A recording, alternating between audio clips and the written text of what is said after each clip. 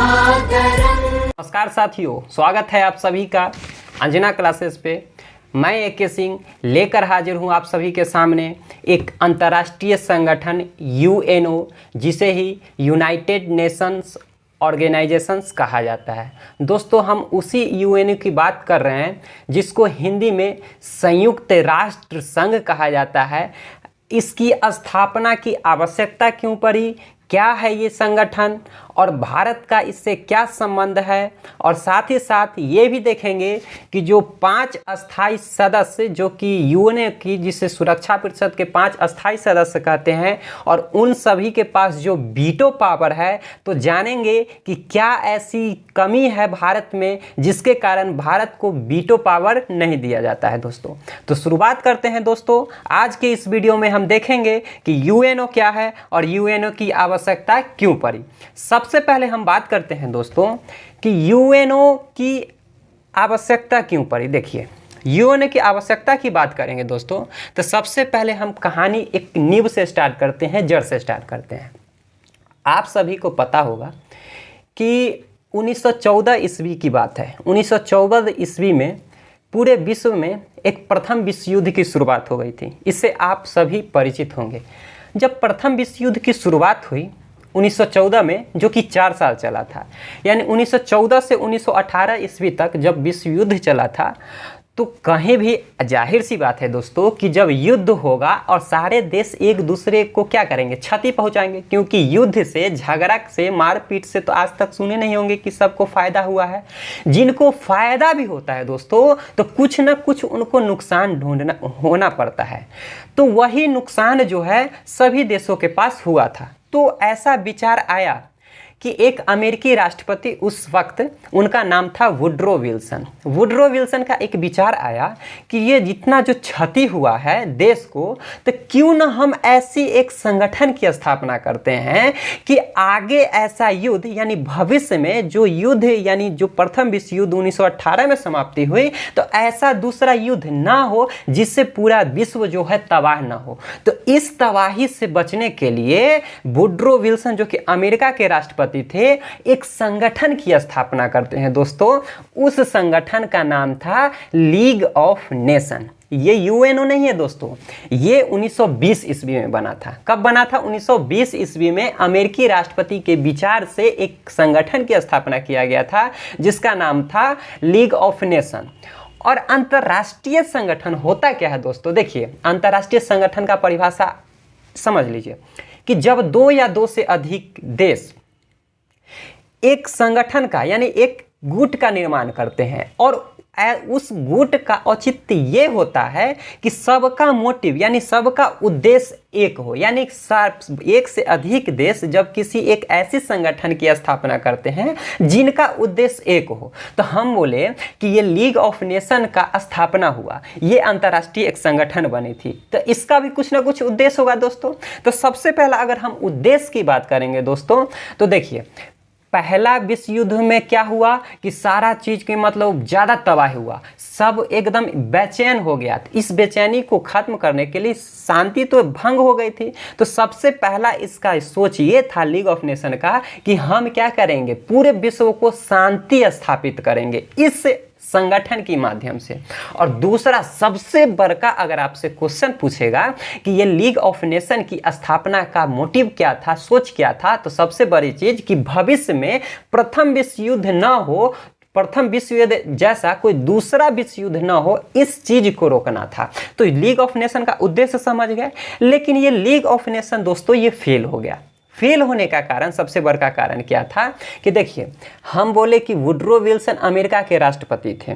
तो इस वक्त होता क्या था कि जो लोग इस लीग ऑफ नेशन में पार्टिसिपेट होना चाहते थे, तो उन लीग ऑफ नेशन का मेंबर बनने के लिए, मान के चलिए अपना देश भारत है, अगर भारत इसका मेंबर बनता तो पहले भारत को अपने यहाँ संविधान को लागू करके, संविधान वहाँ के सरकार से, केंद्र सरकार से आपको क्या है, अनुमति लेना पड़ता है कि हम इस संगठन में क्या होंगे, भागीदारी लेंगे। सदस्य बनेंगे। लेकिन अमेरिका की वहाँ की जो सरकार थी, अमेरिका को अनुमति नहीं देता है कि आप लीग ऑफ नेशन में क्या हो, उसका भागीदार बने। तो दोस्तों, जिस संगठन की स्थापना अमेरिका खुद किया, उस लोगों को प्रेरित किया कि इस संगठन में आप जुड़ो और उसका ही आप सदस्य नहीं होइएगा, तो बाकी का देश जब आप ही सदस्य नहीं होइएगा तो बाकी का देश आपके साथ साथ आएगा तो नहीं कहिएगा नहीं।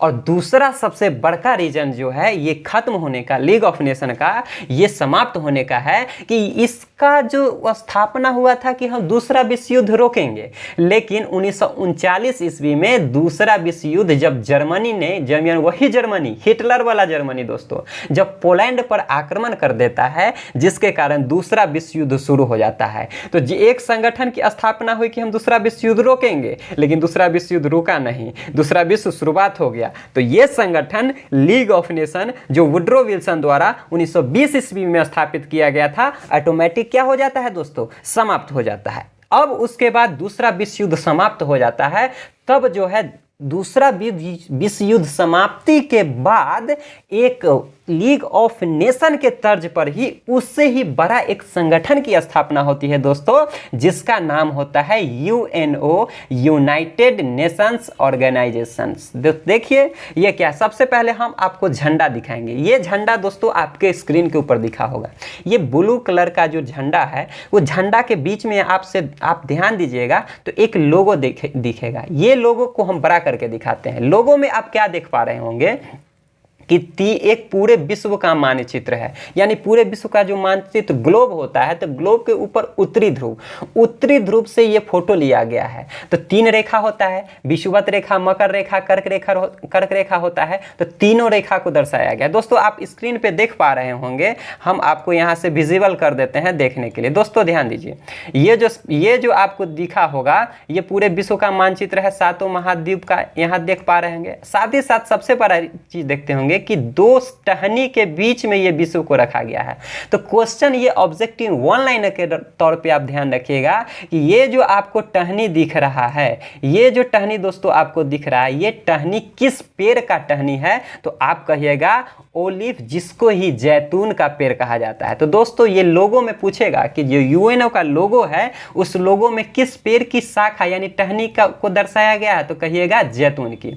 तो ये तो बात हो गई दोस्तों यूएनओ की। अब यूएनओ का स्थापना हम बता दिए कि जब वर्ल्ड वार यानी कि दूसरा विश्व युद्ध समाप्त होता है, तो इस संगठन की आवश्यकता पड़ जाती है। तो किसी न किसी का विचार आया होगा, जैसे लीग ऑफ नेशन का विचार अमेरिका के राष्ट्रपति का आया था, तो ठीक उसी तरह अमेरिका के उस वक्त के राष्ट्रपति डी रूजवेल्ट हुआ करते थे। दोस्तों ये जो फिगर दिखा होगा डी रूजवेल्ट का ये विचार आया कि अब कोई दूसरा विश्व युद्ध के बाद कोई तीसरा विश्व युद्ध न हो जाए, हम एक ऐसी संगठन का स्थापना करेंगे, लेकिन ऐसे संगठन का स्थापना करेंगे जो लीग ऑफ नेशन के तर्ज पर न हो, उससे क्या हो, थोड़ा सा डेवलप हो। तो रूजवेल्ट का ये विचार आया और एक ये अंतर्राष्ट्रीय संगठन का स्थापना हो गया। दोस्तों अंतर्राष्ट्रीय संगठन का परिभाषा हम बता दिए थे कि 2 या 2 से अधिक देश एक ऐसे संगठन का स्थापना करते हैं जो सभी का उद्देश्य क्या हो, एक हो। तो इसका भी कुछ ना कुछ उद्देश्य होगा। तो हम यहाँ बता रहे हैं कि सबसे बड़ा इसका उद्देश्य था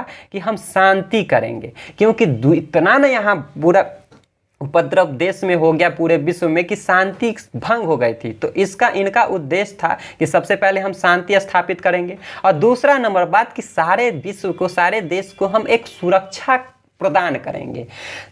दूसरा इनका उद्देश्य था कि सामाजिक और आर्थिक विकास, यानी सामाजिक क्या क्या होता है कि यहाँ पूरे, जैसे कि यहाँ अपने समाज में, भारत में क्या है कि सभी धर्म, सभी समाज के लोग नहीं बड़ा होंगे नहीं छोटा होंगे, सभी एक समान होंगे। तो पूरे विश्व को एक समानता की दृष्टि से देखने के लिए इस संगठन की स्थापना हुई, यानी हम सामाजिक विकास और साथ ही साथ कोई ना अमीर ना कोई गरीब, सबको समान, जो गरीब है हम उसका प्रयोग माने उसको हम उत्थान करेंगे कि तुम भी डेवलप करो, अमीर तो खुद अमीर है, यानी सामाजिक और आर्थिक विकास करना। और तीसरा है मानव का जो अधिकार है, जो मानव को अधिकार मिलना चाहिए दोस्तों, उस अधिकार की रक्षा करना। और उसके बाद ये संगठन का स्थापना हो गया, जिसका नाम क्या पड़ा, संयुक्त राष्ट्र संघ। अब किसी भी संगठन का स्थापना होगा तो अचानक तो नहीं हो जाएगा ना, तो इसका शुरुआत क्या होता है, ये 3 प्रोसेस से होता है। प्रोसेस नंबर 1 क्या है कि 1945 ईस्वी में, यानी कि जिस वर्ष द्वितीय विश्व युद्ध समाप्त हुआ था, उस वक्त 1945 ईस्वी की बात है, अप्रैल महीना की।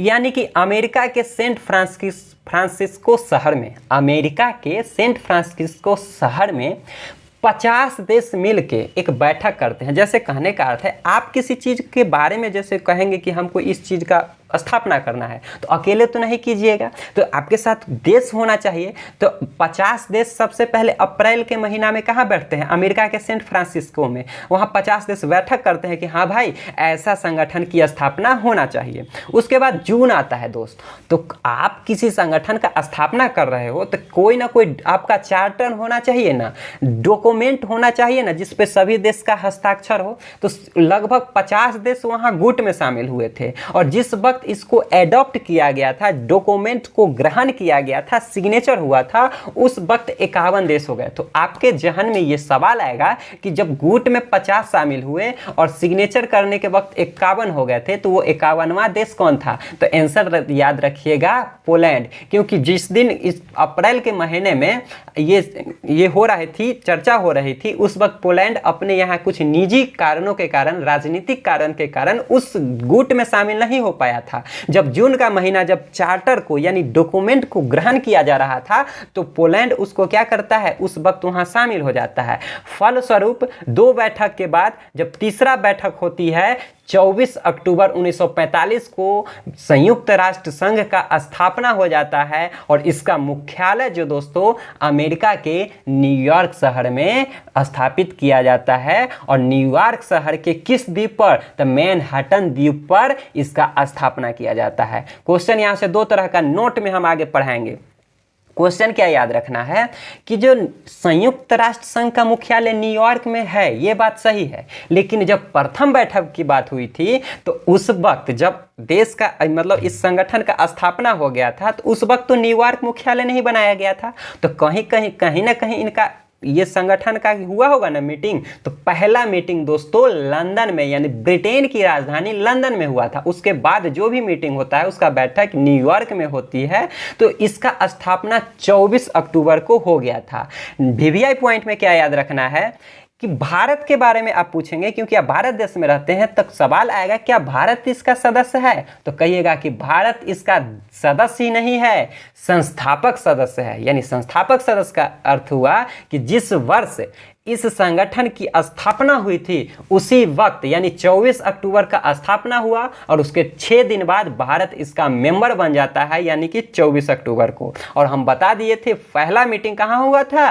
लंदन में हुआ था। अब समझिए कि ये यूएनओ क्या है। आप उदाहरण समझिए कि एक घर में पिताजी हैं, मान लिए पिताजी हैं, उनके पास 6 से यानी 5 से 10 संतान है। तो 5 मान के चलिए 10 लड़का है, यानी 10 पुत्र है। यानी एक घर में एक पिता है, उसके 10 पुत्र हैं, और 10 पुत्र कहीं ना कहीं अलग अलग अपना जीवन यापन कर रहा है। तो पुत्र है यानी सब भाई का, जैसे कहने का अर्थ है कि सब भाई कहीं ना कहीं है, तो आपस में कभी कभी ना कभी झगड़ा होगा ना। तो उस झगड़ा का निपटारा कौन करेगा? तो पापा जी के पास आके कंप्लेन करेगा। वही हाल है, पूरे देश को, विश्व को आप संतान मान लीजिए, और इसका ऊपर पिताजी कौन हो गए? यूएनओ। तो यूएनओ के अंतर्गत जितना इसका मेंबर होता है वो संतान होता है। तो कहिएगा कि हम बिहार हैं, अपना हम राज्य की बात कर रहे हैं, बिहार है, बगल के झारखंड है, तो ये दोनों में झगड़ा होगा तो चल जाइएगा यूएनओ। दोस्तों यूएनओ में आप नहीं जाइएगा, ये उसका ही निपटारा करता है। जब 2 देश आपस में झगड़ा करते हैं, 2 देश के बीच जब विवाद होता है, तो उस विवाद का निपटारा के लिए संयुक्त राष्ट्र संघ बनाया गया है। तो विवाद तो एक ही मैटर का नहीं होगा, कहीं अब जमीन का तो विवाद नहीं होगा, कहीं मारकाट का तो विवाद नहीं होगा, कहीं घटना कोई दूसरा चीज का तो विवाद नहीं, विवाद का तो बहुत सारा स्वरूप हो सकता है। तो इसलिए ही यूएनओ ने सभी विवाद को देखने के लिए अलग अलग विभाग बांटा है। उस विभाग को ही हम संयुक्त राष्ट्र संघ का अंग कहते हैं। तो यूएनओ यानी जो संयुक्त राष्ट्र संघ है, उसके 6 अंग है दोस्तों। अगले वाले पार्ट में हम 6 वीडियो के बारे में पूरा पूरा डिटेल से पढ़ेंगे। फिलहाल सभी का आप नाम पढ़ लीजिए। संयुक्त राष्ट्र का सबसे इंपॉर्टेंट अंग है जिसका नाम है महासभा, जिसको ही कहते हैं जनरल असेंबली। दोस्तों भारत में आप संसद को देख रहे हो ना, संसद में टोटल जो सांसद जीत के जाते हैं वो संसद में बैठते हैं ना, सब उसका सदस्य होते हैं ना, लेकिन क्या सभी संसद सबका मंत्री बनते हैं? तो कहिएगा नहीं, यानी जितना जीते हुए कैंडिडेट उसका रहते हैं वो कहलाते हैं सांसद। तो वही हाल है, यानी कि यूएनओ में सबसे पहले अगर आपको जाना है तो सबसे पहले महासभा में आपकी सदस्यता लेने होगी। तो अभी हम बात करते हैं कि अभी कितना यूएनओ में इसका देश की संख्या है। तो यूएनओ में दोस्तों 193 देश है। ये संयुक्त राष्ट्र संघ की पहला अंग है। दूसरा अंग की बात करेंगे, इसको ही यानी महासभा जो पहला अंग है, पहला अंग को विश्व की संसद कहते हैं। दूसरा अंग है सुरक्षा परिषद। सुरक्षा परिषद को हम यूएनएससी कहते हैं, यानी यूनाइटेड नेशन सिक्योरिटी काउंसिल। इसमें 15 मेंबर हैं दोस्तों। 15 मेंबर में हम बात करेंगे, 5 अस्थायी सदस्य हैं, अमेरिका, ब्रिटेन, फ्रांस, रूस और चाइना। ये 5 ऐसे देश हैं जो कि अस्थायी देश हैं, वो कभी नहीं बदलेंगे। और बाकी के जो 10 बच गए वो अस्थायी सदस्य होते हैं, जिनका जो चयन जो होता है 2 वर्ष के लिए होता है। ये रैंडम अल्फाबेटिकली होता है। तो हम बात कर लिए सुरक्षा परिषद, ये भी विभिन्न एक महत्वपूर्ण अंग है। उसके बाद बात करते हैं सचिवालय। कहीं भी दोस्तों आप जाइएगा तो आप संगठन है, विश्व की संसद है, तो कहीं भी कागजी काम होता है ना, लिखा पढ़ी वाला काम होता है ना दोस्तों, तो वो जो लिखा पढ़ी वाला काम होता है, कागजी काम होता है, उसके लिए सचिवालय है। और जो आपके प्रश्न में सवाल आता होगा कि ये जो सचिवालय है ये संयुक्त राष्ट्र संघ का बहुत ही खास अंग है। कहीं भी अगर किसी भी चीज़ को रिप्रेजेंट करना होता है, प्रस्तुत करना होता है, तो संयुक्त राष्ट्र संघ के सचिवालय के हेड जो कि महासचिव होते हैं, उन्हीं के द्वारा पूरे संयुक्त राष्ट्र संघ को रिप्रेजेंट किया जाता है। अभी वर्तमान में हम बात करेंगे संयुक्त राष्ट्र संघ के महासचिव एंटोनियो गुतेरेस जी हैं। तो उसके बाद ये 3 अंग हो गया। चौथा अंग की बात करेंगे कि देखिए, एक देश दूसरे देश में जब विवाद होता है किन्हीं मैटर को लेके, तो भारत में विवाद का निपटारा कौन करता है? एक न्यायालय है। देखिए भारत में एक संसद था तो उसी के तर्ज पे महासभा हो गया, सचिवालय है उसके तर्ज पर सचिवालय हो गया, सुरक्षा परिषद हो गया जो मंत्री मान लीजिए, अंतर्राष्ट्रीय न्यायालय। और एकमात्र यह अंग संयुक्त राष्ट्र संघ का जिसका मुख्यालय न्यूयॉर्क में न होके नीदरलैंड की राजधानी नहीं दोस्तों, नीदरलैंड के एक शहर द हेग में है। इसमें 15 जज होते हैं। 15 जज होते हैं किसमें? अंतर्राष्ट्रीय न्यायालय में। ये चौथा अंग हो गया। 5वां अंग दोस्तों न्यास बोर्ड है। ये अभी वर्तमान की बात करेंगे तो ये अंग जरूर है, लेकिन वर्तमान में ये कार्यरत नहीं है। क्यों कार्यरत नहीं है अगले वाले वीडियो में समझेंगे, क्योंकि इसका उद्देश्य, जिस उद्देश्य के लिए इसको बनाया गया था, वो उद्देश्य क्या हो गया, अब समाप्त हो रहा है। तो 1994 ईस्वी से ये न्यास बोर्ड क्या है, असक्रिय है। और सबसे इंपॉर्टेंट जो छठा अंग है दोस्तों, इसको हम कहते हैं आर्थिक एवं सामाजिक परिषद। यानी कि कहीं रुपया पैसा, सामाजिक भेदभाव यानी सबका समानता बनाने के लिए, संतुलन बनाए रखने के लिए, इसको शॉर्ट में कहते हैं इकोसॉक। यानी इको से हो गया इकोनॉमिक्स और एसओ से हो गया सोशल, यानी कि आर्थिक एवं सामाजिक परिषद। इसमें 54 देश आते हैं। कैसे 54 देश आते हैं? इनका कार्यकाल 3 वर्ष का होता है, अध्यक्ष का कार्यकाल 1 वर्ष का होता है। ये तमाम सारी जो भी बातें हैं दोस्तों, इसको पार्ट 2 में हम समझेंगे। फिलहाल हम आपको यूएनओ की स्थापना से संबंधित तमाम जानकारियां थी, वो हम आपको उम्मीद करते हैं कि आपको अच्छी तरह से हम समझा पाए होंगे। अभी तक इस वीडियो में बने रहने के लिए बहुत बहुत धन्यवाद। अगर दोस्तों आपको ये वीडियो अच्छा लग रहा है तो लाइक, शेयर और सब्सक्राइब जरूर करें। तब तक के लिए जय हिंद। इंतजार कीजिए दोस्तों पार्ट 2 का। नमस्कार।